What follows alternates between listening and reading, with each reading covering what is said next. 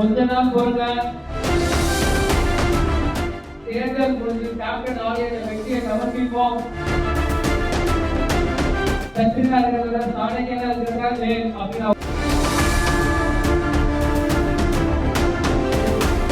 பல்லாவரம் அடுத்த பம்மலில் தேமுதிக நிர்வாகி இல்ல திருமண விழா நடைபெற்றது.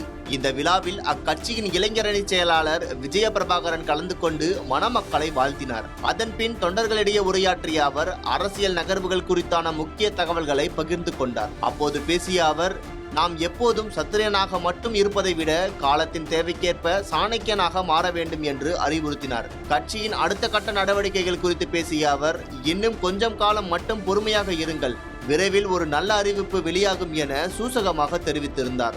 தனக்கு பதவி ஆசை இல்லை என குறிப்பிட்ட அவர், நானோ எனது குடும்பத்தினரோ எம்எல்ஏ எம்பியோ அல்லது அமைச்சராக வேண்டும் என்ற ஆசை எங்களுக்கு இல்லை என்றார்.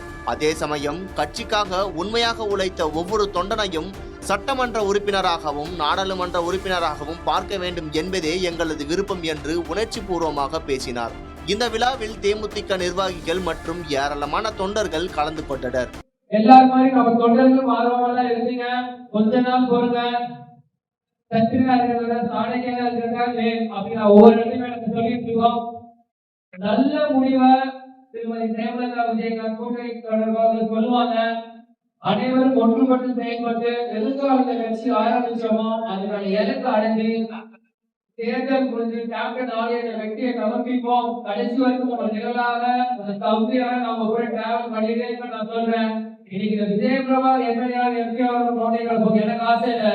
இத்தனை வருஷம் கேப்டன்காக இந்த கட்சியால் நீங்க இல்ல, நீங்க எம்எல்ஏ எம்பி கவுன்சிலரை நீங்க அந்த உரிய மரியாதையை கொடுக்கணும். அதுக்காக தான் இந்த அரசியல் மேடையை கேப்டன் இல்லாத நேரத்தில் விஜய் பிரபாகர் தான் அந்த பொறுப்பை எடுத்து இளைஞர்கள் நான் வந்திருக்கேன். அதனால வகையை கொஞ்சம் அனைவருக்கும் நன்றியை தெரிவித்துக் கொள்கிறேன்.